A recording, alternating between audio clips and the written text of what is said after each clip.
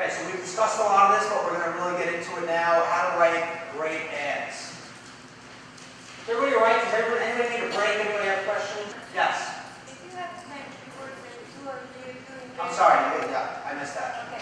So you have 10 keywords for an ad. Yes. Two of them are doing very well and you will not do anything. Do they affect you?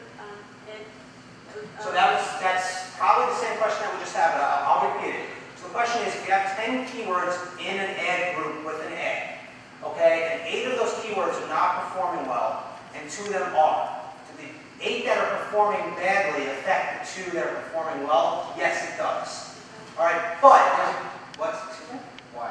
why? Because Google is looking at the performance of that ad group and saying this is not as good as it should be. All right. But what I want to make sure that we have a distinction on is there's a difference between poor performing keywords and non-performing keywords.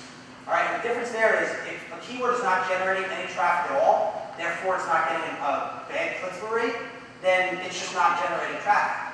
So it's not hurting anything.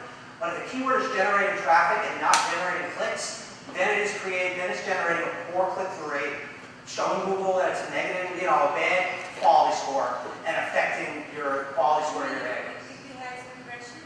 If it has impressions, right, if it has impressions but no clicks, that's not good. If it has 0 impressions and 0 clicks, maybe one day somebody will start searching for it, but it's not anything to be worried about right now. Okay? So, yes? At what number of impressions do you start to take that into account? It's a case by case. I would say if you're starting to see, if you see good amount of clicks on 500 impressions and something has 1,000 impressions but no clicks, then I would say that you should start considering either tweaking that keyword, maybe moving it to another ad group and another ad, or just getting rid of it completely. Okay? Yes? So for that purpose, pausing it would have the same effect as deleting that Yes, keyword? pausing and deleting would have the same effect. Yes. Is there a rule of thumb for what a click-through rate is? We had mentioned that an average click-through rate is about 1%. But that's across Google. So that's different for a pizza place compared to a mortgage broker. Yes? Yeah, I get like a big difference like between my search network and display network. There will absolutely always be a big difference between search and display. Your display network will almost always have a lower click-through rate than your search network. It's a very big difference. Because as we mentioned, people on the search network are actively looking for your product or service compared to people on the display network who are just kind of browsing around and happen to be seeing your ad. Okay? So writing ads, ad text specifications, and tips for writing better ads. So here's that information on the character limit, right? You have 25 in the title, 35 on the 2 description lines, and then 35 in the display URL, and then your destination URL, which is the actual URL that's going to your website, can be up to 1024. Can you explain that to me as a layperson? I know you said it's before that, not very destination.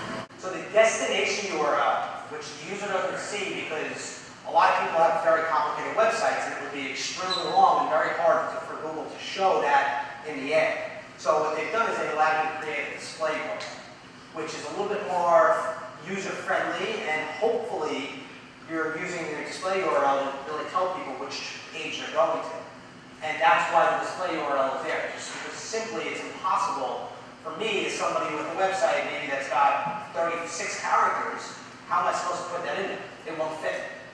Question all the way in the back? You said the display URL had to have your domain name in it? Yes. So if your domain name is 35 or more characters, what do you do? You're kind of SOL. Most websites are not 35 characters. And if you are creating a website and plan on using AdWords, I would tell you be mindful of when you do that. So basically, you should utilize those 35 characters to put something in there to... Keyword rich, absolutely, 100%. So, Heavenly Pet Resort, Loving Care Pet Resort, or Pet Sit, excuse me. Here are all different ads. They're all specific to different types of services, and we're going to get into a little bit more of them as we go along. So writing a good ad sure it's relevant, it includes keywords, you want to make sure it's getting a high click-through rate, and it's selling your product or service, has a call to action being download this, buy now, call us today, whatever it may be, whatever is included for you, might have a distinction term, so made in the USA, or one of a kind, or we're better than this guy type of thing. If you're using any kind of superlatives like best of, it needs to be supported either on the landing page or I think it's within one click from the landing page. So if you're saying that you are the best on Long Island, right, for if you're voted by, who is it, the Long Island Press, right? You want to make sure that there's some kind of actual proof of that on the next page. Okay? Capitals don't use capitals. And exclamation points, you can use one exclamation point just in the description text, which is here and here. You can't use an exclamation point in your title tag. Okay, so what doesn't work, just being vague. So if I'm an online marketing person and I'm saying wide range of services, cheap, that doesn't really tell the user anything at all about what it is that I'm actually offering. So instead, you really want to be specific and say online marketing, website design, SEO services, whatever the ad is being served for. You want to make sure that you're being specific to that person. I think it would be back a couple of steps, but was there a place where it shows you, it tells you where you're going to be ranked? You won't see where you're going to be ranked until afterwards. It's I feel like if you would put in your it will tell you if you're going to show on the first page or not. that's what it'll tell you. Right. It'll actually pop up and say this ad will not show on the first page, but it won't tell you this ad is going to show on the fourth position because every single search that's done generates different results. Okay, we already saw this one. All right, so we discussed a couple of these. Okay, so some of the things that you might want to use when writing an ad, what sets your business apart. If you sell products that are only made in the USA, 30 years experience, open 7 days a week, descriptive kind of terms made from recycled materials, battery lasting a certain amount of time, and then the call to action. So call us and order pizza, request a call back, sign up for a mailing list. You're telling the user what it is that they can expect to find when they come to your website. It's extremely important because, again, some people are stupid, and if you can give them a little push in the right direction, you'll tend to see better results. So we're going to put it all together and get better ads. All right, as simple as that. You want to make sure, obviously, that those great ads are linking to great pages. So for this particular website, this ad is saying, listen now to free jazz radio. Now they take them to the home page, but then they have to fill out forms or go to other pages or do whatever to get to that listen now. You're taking them directly to the listen now, and here's the button for listen now, nice and big. So you're going to see a good conversion rate on that because the person is searching specifically for free jazz radio, seeing an ad that says, we have free jazz radio, find it here, you're getting to a page with the listen now button. Just like you're earlier with the rubber ducks. Okay?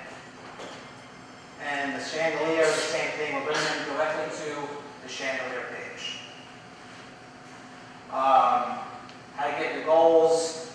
We're going to experiment. Once everything is set up, it's extremely important to make sure that you are checking in on these things and making sure that things are working properly to assure that you're seeing the results that you want. We want to make sure that you guys are happy because the happier you are, the more money you're going to spend, and hopefully, the more money you're going to make. So many people get this free $100 coupon from Google to sign up for an AdWords account. They run it without any knowledge whatsoever. They don't see good results, and now they're unhappy. They're like, oh, this thing sucks. And then they stop using it. Right? How many people here has that happened to? They've gotten the free $100, didn't work for them, so they stopped working. Don't put your hand down, it's all right. Well, they didn't take my $100 coupon. Oh, well, that's a difference. So anyway, so make sure you know what you're doing before you run and before you spend money so that you get better results. Quite simple. Track those results, measure the results, and then repeat